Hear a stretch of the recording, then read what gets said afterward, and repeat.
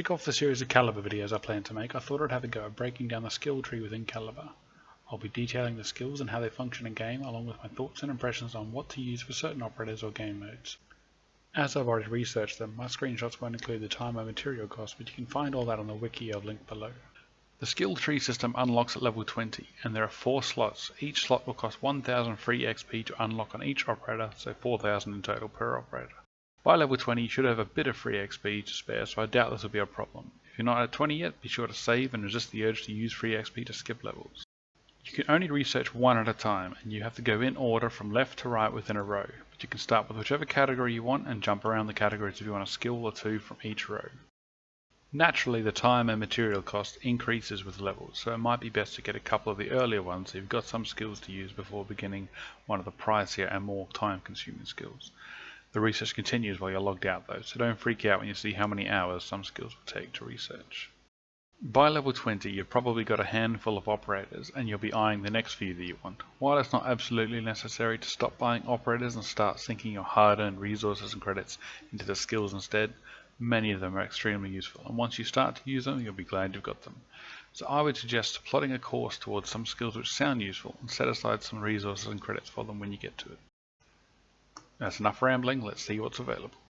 We're going to start at the top with Physical Conditioning. Level 1, Stimulant Pouch. This is available for all classes and useful in all modes, at the beginning anyway. This skill increases the application speed for the stimulant, which is the reserve used to increase stamina. It'll also reduce the cooldown between uses. If it's the only one you got in this category, it's worth using and will definitely come in handy if you like to rush all over the place using up your stamina.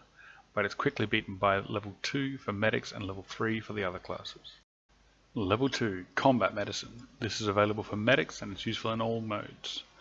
Combat Medicine increases your medic's stamina recovery speed by 25%. This is extremely useful for you until you hit the final in this category, and I would suggest pushing to get this unlocked early on if you enjoy playing medic and leaving it here until the final skill, which will likely be more useful. Level 3, Advanced Training. Available for all classes and useful in all modes. Here we have a 100 point increase to your stamina pool, and when you're picked up by a teammate you'll have more stamina points. It's not amazing, but an extra 100 stamina points is a nice boost because you'll often find yourself running low on stamina in long battles. You can still run with a stimulant reserve, but an extra 100 stamina might mean you won't have to use the reserve that often, saving you some credits. Level 4, Heavyweight Marathon. Available for support classes and are useful in all game modes. If you like to rush around as support, this is a must-have. You'll be able to get in position to hold down angles, rush your enemies and get out of danger much faster. Well, 15% faster. Later skills may suit your playstyle more, but I personally still use this on all my support operators. Of course, this also means you'll be depleting your stamina faster, but by now the 100 credits per stimulant use shouldn't be as economically painful at this point. Level 5, Duck and Weave. This is available for all classes and useful in all game modes. With this applied while sprinting you take 15% less damage. I used it for quite a while in all my assault and sniper operators that I had at the time, as it provided a noticeable benefit while rushing into position, and I didn't replace it with these two classes until I hit level 7 in this category. Level 6, Stay Frosty. This is available for all classes and useful in all game modes, maybe. Suppressed and stunned effect duration is reduced by 30%, so negative effect from flashbangs, Svarog and Imer suppression and so on. Despite being such a high skill level, I can't say I saw much use for it, and really outside of some specific situations you won't find it that useful either. The other skills have more of an impact, but that being said, in PvP it might see more use, as game modes like hacking does involve a lot of close quarter fast paced fighting where the enemy might use a lot of flashbangs and suppression. Level 7, Hemostatic Serum. This is available for all classes and useful in all game modes. This one is rightly at the end of the list. Your operator's health gets a 10 point increase, and whenever you execute an enemy you regain 15 health points over 5 seconds. This skill replaces all others for Assault, Medic and Marksman. The 10 HP increase is incredibly beneficial, and the 15 HP gain on execution has saved me many times. Support can use it too obviously, more health is always useful, but you have to decide whether it's more useful than being able to run faster. I stick with Heavyweight Marathon for all but Arkenuh, who has very low base HP. Moving on now to Protective Materials. Level 1, Armor Plate Pouch. This is available for all classes and useful in all game modes, probably more so in PvP. This is very much like the first in the physical conditioning row of skills, but it applies to armor plates instead. Again, it's worth using in the early days, but it'll eventually be replaced by other skills later on. Level 2, Sealed Materials. This is available for all classes and probably most useful in PvP, but it's not really that useful. Damage from fire and gas is reduced by 25%. This is very situational though, there's not too many operatives using fire and gas, and if you find yourself dying to them a lot, just stop standing in the fire and gas. Personally, I would stick with the first because a quick application of more armor plates will be more useful. Level 3 is Subdermal Meldonium. This is available for all classes, but not really useful in any game modes. When you lose your armor, you get 120 stamina points over 4 seconds. This will happen once a round or once during a frontline match. While 120 stamina sounds like a lot, it's not that great when you have to take a lot of damage before it kicks in, and applying more armor plates and faster might be more useful. Level 4, Anti-Shrapnel Layer. This is available for all classes and most useful in game modes with its players, so PvP or Frontline. Quite simply, this reduces the damage from explosives by 40%. And strange as it may seem, I think this is probably the best in the whole row, especially if you're going to play PvP. 40% damage reduction from explosives is huge and will enable you to survive a lot of engagements with people who love to bring explosives to the party, which is the majority of players in the game's current state. Level 5, Subdermal Morphine. This is available for all classes and once again mostly useful in PvP. When your armor is destroyed, if you have armor plates as your reserve, this will give you back 30 health points over 5 seconds. This is basically Subdermal Meldonium, but for health, and 30 health points is a decent amount, but it's not instant. So while it may mean the difference between life and death sometimes, it might not be as regularly useful as the following skills. Level 6, Regenerative Materials. This is available for all classes and useful in all game modes, probably more PvE. Here we have an absolute game changer in any PvE game mode and also PvPvE game mode Frontline. After 5 seconds of not receiving damage, you'll regain armor at 2 armor points per second. This means after 15 seconds you'll have a full armor plate again. In these game modes you can usually find 15 to 30 seconds to avoid bullets and recover. Once you get your armor back, you can hop back into the fight. I'd need another video to attempt to explain the usefulness of armor, but the short version is it's very useful. Level 7, Adaptive Armor. This is available for all classes and useful in all game modes, maybe. This is where my opinions might differ from a lot of others because I don't see the point to this. In theory it's excellent. Once each round when your armor is destroyed you'll get a temporary shield which lasts for 5 seconds and provides you with 20 armor. It's the equivalent of 1 shield. So let's say you get caught in the open. They destroy your armor and you'll get a new plate for 5 seconds and it might keep you from dying once and twice.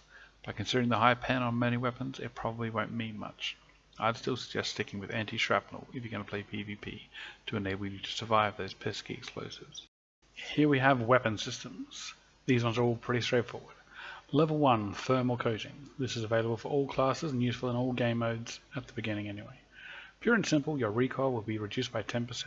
As it's the first skill, it's worth getting, but personally I've always found that with enough playtime you'll learn to adapt to most recoils, so this won't be useful for long, and when you eventually move on to another skill you'll suddenly have to worry about that recoil again. Level 2, Precision Rifling. This is available for all classes and could be used in all game modes, but I'm not sure it should be. Here we have spread reduction of 10%. And bullet spread is something you can't control with practice, so originally I thought it would be more useful than the recoil reduction. However, after speaking with some other players in the community, I'm not sure this skill has any real use at all. See, we can all make mistakes. Some say it's still good on a sniper with bolt action, but despite the claims I can't seem to see any improvement. But that class doesn't have much else to choose from in this category, so you might want to try it out. Level 3, Quick Release Magazines. This is available for assault and support classes and useful in all game modes, probably more so PvP. This skill reduces the reload speed for both primary and secondary weapons. And it sounds very useful, but it's a double-edged sword, because it's a noticeable boost to your reload speed, so this means if you use it for a long time and you move off to another skill, you'll feel very slow in your reload. On certain operators such as Pharaoh, who has a slightly longer reload than most, it could be argued as better than the rest in the category. For support it can be a real game changer before you've unlocked the others, but overall I'd say the latter skills will be more permanent benefit. Level 4, Straight Bolt. This is available for the Marksman class only, but it's not useful in any game mode in my opinion. This is my first do not bother using skill. Unfortunately the following skills are all pretty good, so you'll have to go through this one to get to them, so maybe you want to try it out yourself. It's very straightforward. When you use a bolt action sniper, after each shot fired you will leave the aim down sight or scope view to chamber the next round. With this skill you stay in the ADS mode. It sounds good, but here's a quick video showing what this actually means in reality.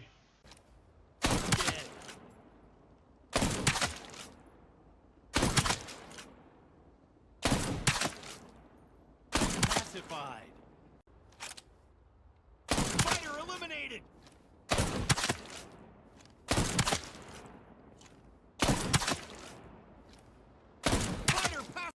As you can see, while you can keep an eye on the targets, your aim is thrown all over and you'll have to wait for it to recenter before firing again. Not many targets stay in the same place, so you'll find by the time you've chambered the next round, your target's moved anyway. I find it much more useful to leave the scope view so you can see more of the battlefield and then scope back in when you're ready to take another shot. Level 5, Hair Trigger. This is available for the Assault and Medic classes and it's useful in all game modes but more so in PvP. Another simple to explain skill here. With this enabled, your primary weapons gain a small increase to their rate of fire. I say small because 0.5 isn't much for some weapons which are already quite high. Unfortunately, you can't apply this to the Support or Marksman class, both of which would greatly benefit from it. Now this is the skill I've been transitioning to with most of my operators after talking with other players. Decreasing the time to kill in PvP will always be a winner. Level 6, Armor Piercing Rounds. This is available for the Assault, Support and Medic class and used in all game modes but again more in PvP. I guess the running theme of this category is simplicity. Here we've got a 10% increase to all armor penetration with the primary weapon. At a glance this would seem to be the most useful in this category due to the importance of armor, or in this case destroying armor. However, as I just mentioned, I'm switching my Assault and Medics over to rate of fire because upon closer inspection with the fan-made TTK or time to kill calculator made by Arkenuh, which I'll link below, sometimes that 10% actually has no impact. That being said, it's still useful for support operators, although a select few will want the next skill even more. Level 7, Heavy Ammo Pack. This is available for Assault, Support and Marksman. It's not all that useful in PvE, but it's frustratingly useful, or overused, in PvP sometimes. This will alter your extra ammo reserve and no longer provide additional ammo for your primary and secondary, and instead it will replenish your special gear item. For some operators this means explosives, another rocket or an extra mine or claymore, or for someone like Vagabond it'll mean another drone. However, I'd only recommend this for operators who have a grenade launcher or rocket launcher such as TN for the Sniper class, Volt for Assault, or Stern and Sputnik on Support class. And now we move on to the final row of skills, Combat Tactics. Level 1, Spare Syringe. This is available for all classes and it can be used in all game modes but probably more PvE than PvP. Simply put, you get an extra revive kit. This is your adrenaline reserve. It's not amazing, but it's saved a few games for me early on, and the second is pretty useless, so you might get some use out of this. Level 2, Refined Formula. This is available for all classes and could be useful in all game modes. Allies revived by you get a bit of stamina and you get a movement speed boost of 10% for 5 seconds. It's not amazing, but maybe you could put this on a medic and it'll come in handy when you pick up a teammate and want to retreat in a hurry. Level 3, Shortstep. This is available for Assault, Support and Marksman class, and useful in all game modes, especially PvP. Here's a skill I've left on all of my non-medic operators. It's only the third in the row, so it's strangely placed considering how useful it is. You get a 20% reduction on stamina points used while sprinting. Let's take Bourbon for example. He has 16 stamina points per second used while running, but with this skill it's reduced to 12.8, putting him on par with the other support operators. For Assault, this will enable you to run a lot more without worrying as much about your stamina. Level 4, Abseiling Proficiency. This is available for all classes, but just don't bother. I don't see the point of this skill. With it enabled, you take 75% less damage when dropping from a height. Maybe if you're a lemming and you like jumping off obstacles, this could be useful, but it'll never be more heavily utilized than Shortstep. In the future, if we get a ranked mode where we can pick specific maps, maybe you can create a strategy making use of jumping down to create or cut off a flank, but for now just don't bother. Level 5, Silent Warrior. This is available for all classes, but more specifically for medics, and it's useful in all game modes, especially PvP. Now apart from 2 medics, which we'll cover in a bit, this should be your goal for the medic class. You pick up fallen teammates 30% faster. This is huge. This will mean the difference between a win and a loss very often. Additionally, you move faster and do more damage when in smoke. Of course, you can't see through the smoke, but many medics have smoke, and this means you can throw down smoke, spray through it, and rush to pick up your teammate. Level 6, Ambush. This is available for the Marksman class. It doesn't help in PvE, but is amazing in PvP. There's only one operator that has no use for it, and that's Strelok, as he has no bipod. All the rest will greatly benefit from this. How it works is you find a stable position to deploy the bipod. This is behind some cover, a box, concrete wall, etc. After 2 seconds of the bipod being deployed, which is indicated by a green bipod icon above your health, your operator icon will no longer appear when an enemy gets line of sight on you. This means if you found a good overwatch position, they'll have to actively look for your operator in amongst the battlefield. Level 7 Blood Rage. This is available for all classes and it's not very useful in PvE, but it can be very handy in PvP. Blood Rage was the final skill I unlocked, and I originally overlooked it due to the cost and seemingly limited usefulness. When your operator's health drops below 25 health points, your movement speed is increased by 20%. Additionally, when you execute an enemy, you'll regain 15 health points and 50 stamina points over 5 seconds. As I said, I didn't see much use for this, but a couple of medics, Shortstep and Travnik, really can benefit from it. This is because they are unable to heal themselves with their ability, and instead have to rely on medpacks. Of course, if you have medpacks equipped, you can run out of stamina, making you a useless medic. Hemostatic Serum, the level 7 skill in physical conditioning, enables you to regain 15 health points upon execution too, and this ability does in fact stack with Hemostatic, so you can regain 30 health points when you execute an enemy, making it very useful for those two medics. Of course, if you haven't got them, it's not really necessary, as other classes have much better skills within this category. Before I wrap this up, I just want to quickly touch on meta skills, or what might be considered the optimal choice for classes when considering pure PvP. Right up until this video was published, I spent most of my time in Frontline, which is the hybrid of PvP and PvE, and as such many of my recommendations are leaning towards PvP and not exactly what some would consider the meta for straight up PvP, be it showdown or hacking. I've talked with some others in the community who are much more knowledgeable and have spent more time in the PvP arena, and they've suggested a few skills that I'd overlooked or simply dismissed. I won't go into too much detail, as this video is more to give an overview of the skills and their functions, but I wanted to throw the suggestions out there as some of you might want to try them out.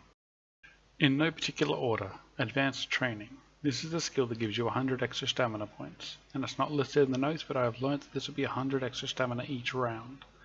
Some have suggested this can be more beneficial than the 10 health point gained from Hemostatic Serum, as you can carry medpacks with you and make up for that reduction in health by being able to patch yourself up and not bother bringing stimulants for stamina. Hair Trigger. As we know in any game, rate of fire is king, and so any slight boost you can get can be helpful. So much so that some folk have suggested that for certain operators it's more useful than armor penetration. If you take a look at the time to kill calculator, this does ring true, as in many cases you can kill targets without needing to destroy their armor. Subdermal Morphine. This one I had never used, but when I was told about it I had to try it out. Obviously using this means you won't get the explosive protection or armor regeneration, but regaining 30 health points when your armor is destroyed might be enough to keep you alive, and it did help me in a few games. Blood Rage. I touched on this a bit, but some say it should be on every operator. Obviously to benefit from this you need to either nearly die or kill someone to be able to execute them, but some argue that's more beneficial than being able to revive faster or run without depleting as much stamina. In short, there are many combinations that are viable, and my opinions seemingly differ a lot more than I thought the more I asked around. So try out what sounds good for you, and don't worry too much about what's meta or what's optimal, because not every playstyle is the same, and the wonderful thing about Calibre is there's more than one way to play it. If you've made it this far, thanks for taking the time to listen, and hopefully at least some of this will be of use to you in one way or another. If I've missed anything, feel free to leave a comment to let me know. I'm always happy to learn more tips and tricks. In the coming weeks I plan to do some operator reviews with a view to eventually cover them all. A word of warning though, I'm not a huge fan of the medic playstyle, as I started playing solo and found it frustrating trying to heal random teammates who might run into danger or run away from my heals, so my medic knowledge is limited. In the description I've put Arkenuh's time to kill calculator, I'll link to the Calibre Wiki, which isn't live yet but I've been told I'm allowed to add, and I've also put a poll with the first few operators I'm considering reviewing, so if you want you can vote on who I should review first. But of course you can leave a comment if you think some other operator should be reviewed. Thanks for your time, see you on the battlefield.